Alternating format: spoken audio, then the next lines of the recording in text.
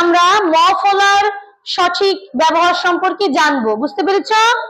দেখো, ম ফলা বলতে অনেকে ভাবে যে বোধহয় ম, কিন্তু আসলে ম না। ম ফলা আমি লিখেছি, দেখো বোর্ডে, এইটা হচ্ছে ম ফলা। কি ফলা? ম ফলা। আমরা আমাদের বড় নদীর পদ্মা লিখতে গিয়ে ম ফলার ব্যবহার করি। এই যে পদ্মা শব্দটিতে দয়ের সঙ্গে ম ফলা যুক্ত আছে। আচ্ছা, আবার স্মরণ শব্দটিতে দন্ত স এর সঙ্গে ম ফলা শব্দের প্রথমেই যুক্ত আছে।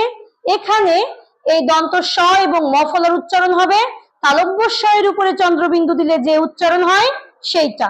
বুঝেছ? উচ্চারণ হবে স্মরণ। কি উচ্চারণ হবে? স্মরণ। আবার এই যে তয়ের সঙ্গে ম ফলা আছে শব্দের মাঝে, শব্দের মাঝে তয়ের সঙ্গে ম ফলা থাকার কারণে ত দুইবার উচ্চারণ করতে হবে এবং শেষের ততে চন্দ্রবিন্দু থাকবে। উচ্চারণ হবে আত্মীয়। কি উচ্চারণ হবে? আত্মীয়। হ্যাঁ।